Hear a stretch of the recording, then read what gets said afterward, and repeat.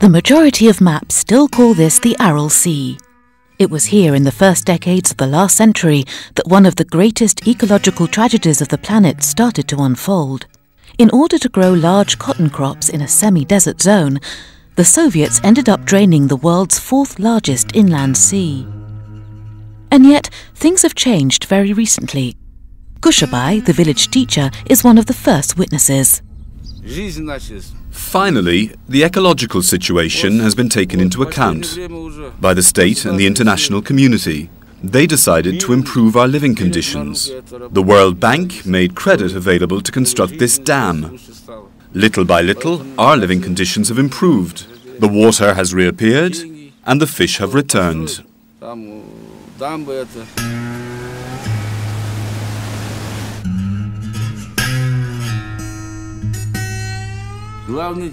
The goal is to save the small Aral Sea.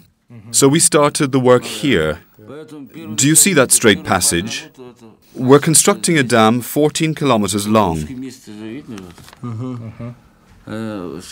Here it will be 46 meters. Here it will be 42.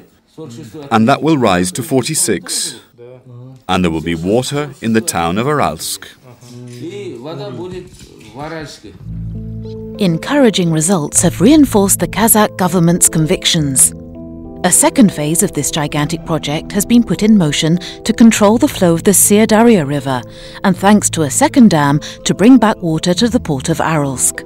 In spite of the rigours of the climate, in spite of the extent of the task, everyone here works hard. In a few years' time, the salty ground of Aralsk will be no more than a bad memory, and the horizon will once again be blue. Zholdas, a 72-year-old retired fisherman, is optimistic.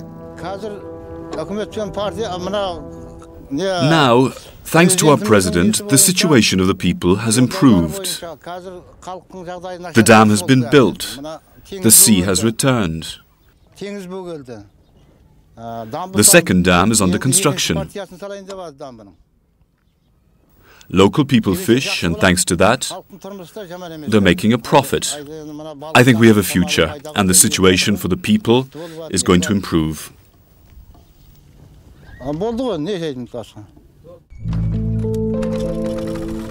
This battle for life has already yielded spectacular results. In 1 year alone, the water level has risen by 3 meters, salinity was divided by 3, and the volume of fish caught went from 1,500 to 15,000 tons. The sea is now no more than 12 kilometers from Aralsk. The return of water means a return to life, and fishing becomes both a pleasure and subsistence activity.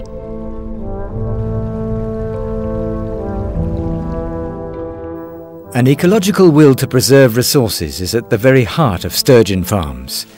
So that caviar does not disappear definitively from our plates, the Kazakh government has encouraged the development of mariculture. Beluga, Osetra or Sevruga now share these basins. The enjoyment of caviar no longer endangers the ecosystems of the Caspian Sea. Kazakhstan is the country of the steppes. More than a quarter of its surface consists of vast plains covered by low-lying shrubs and grasses. Half the country is regarded as semi-desert or desert, but with just 16 million inhabitants, space in Kazakhstan is not an issue.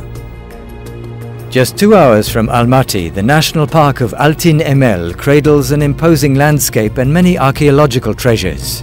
The dune that seems to sing is one of the principal curiosities. Its origin remains mysterious, but here the sand and wind conspire to make surprising melodies. More to the east, close to the Chinese border, the canyon of Sharin, created by the raging winds and the river of the same name, is redolent of the fortresses of the Middle Ages.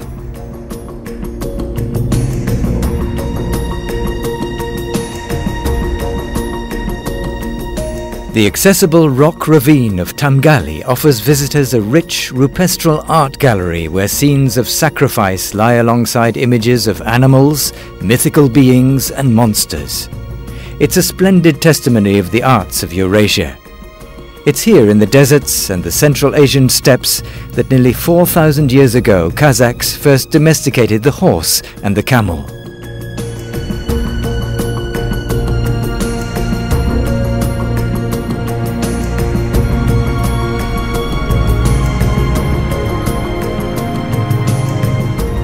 Dividing 2 continents and covering 3 time zones, Kazakhstan offers a staggering diversity of landscape and an exceptional cultural richness.